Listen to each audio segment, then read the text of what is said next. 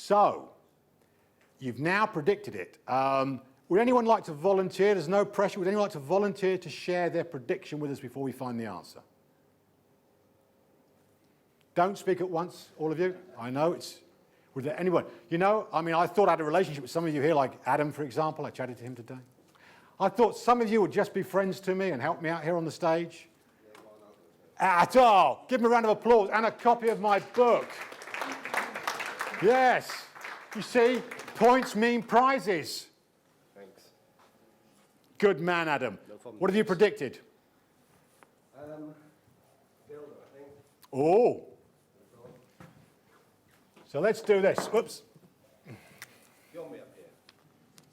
No, you can sit down now. But, no. Adam. So Adam, you've predicted number 1, builder. What's number 2? Searcher. Searcher. Number 3? Spirit. Spirit. And your lowest? Lowest was probably Defender. Okay, so that's the prediction.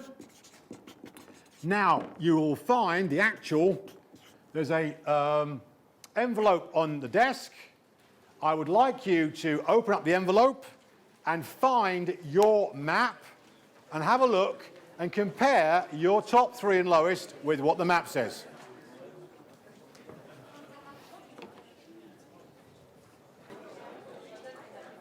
Have a look.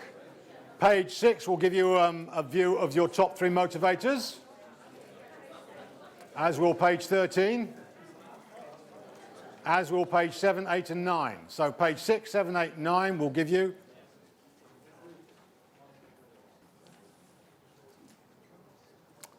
So have a look at your motivators and then ask yourself this question: how close were you to your prediction? Close? Not in the correct order. That's very good. Impressive. Very impressive. Well done. It's very impressive. Okay, Adam, would you like to share with us?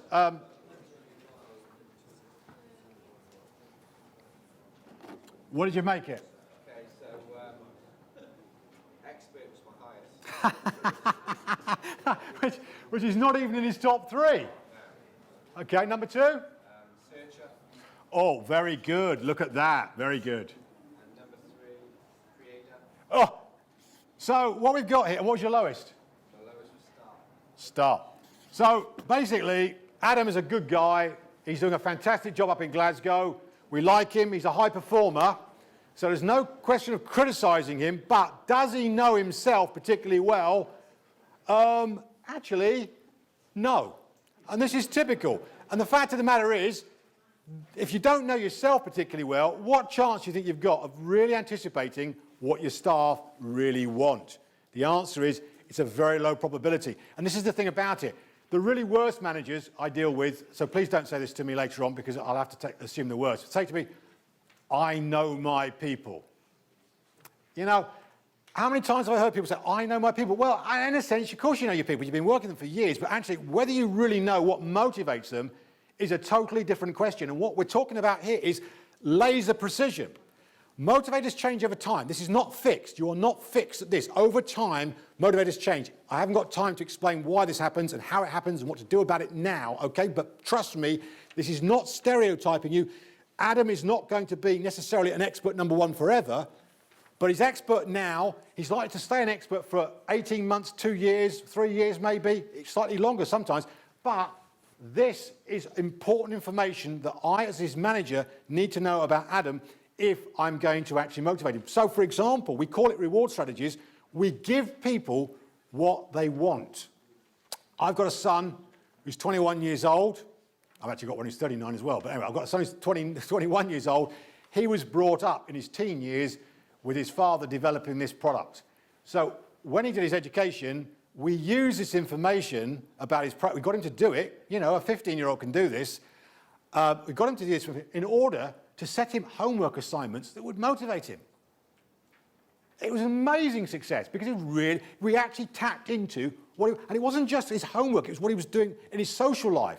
So, for example, when he was 15, Star, the one that's your lowest, That was his second motivator. So we had to give him sports where he could be a star. So, for example, he went into karate. So he got those, those belts. You went from your white belt to your green belt to your, so that was a sort of like a sport where the recognition was built into your development as you went through the thing. And that was massively motivating for him. So my own child, I've used this stuff on, and he went on and became very successful. What he did at 21, he's been very successful in following what he wanted to do, fulfilling his motivators. So we reward these things. We don't say, oh, so Adam's an expert, so that's no more training for him this year, because that's going to demotivate him. On the contrary, he needs a coach. He's crying out for a coach. I can see it right now. He needs learning and development. He loves learning new stuff. By the way, the searcher motivator, his second motivator, which is actually the dominant motivator of the people in this room, is the most customer-friendly of all the motivators, because it's about making a difference for somebody else. So people who've got searcher tend to be really customer-focused.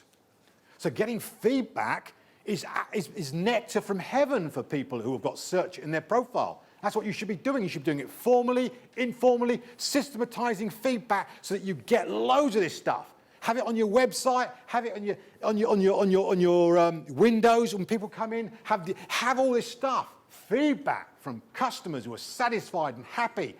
Quite apart from word of mouth advertising, which Mark mentioned, which is so powerful, this makes the staff feel so good as well. So what would I do with Adam if I was actually his manager? I'd be looking at his CPD or PDB, his personal development plan for the forthcoming year. I'd make sure there's tons of development stuff because it's going to motivate him. I would actually make sure the feedback, he was getting regular feedback from me as manager.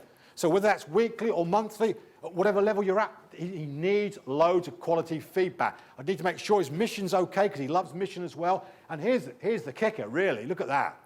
He wants to innovate. He wants to do new things. What's in the pipeline for Motorpoint over the next 6 months, which is new, exciting, and dynamic? Where have I got a general manager who might want to take on some creative solutions to solve it if I wanted to pilot it anywhere? Hey, I've already identified Adam. Congratulations, some work's coming your way. Marvelous.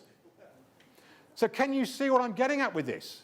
It's actually, these are hot buttons, and so they're actually sales things. By the way, I have in the last, I'm not boasting in saying this, well, I'm not a particularly good salesperson myself. I'm not particularly good at selling, right? But I've been in business for 20 years, so I am in sales all the time. In the last 3 months, I have probably had 20 new clients come on board in my system for Motivational Matters. And I'm not even trying, all right? And I don't even have to sell particularly, because the first thing I do when I get a web or somebody refers somebody to me is I say to them, oh, excuse me, first question, how did you hear about me? And so the second question is, have you actually done a motivational map? No. I said, well, tell you what, before we go any further in this conversation, why don't you do one? Have a complimentary map on me. And they do a map. And then as soon as I look at the map, I know what they want. I know what they want. In fact, this profile for me is ideal because actual fact, I'm a trainer. So expertise, I could sell to Adam all day long because I know he loves training.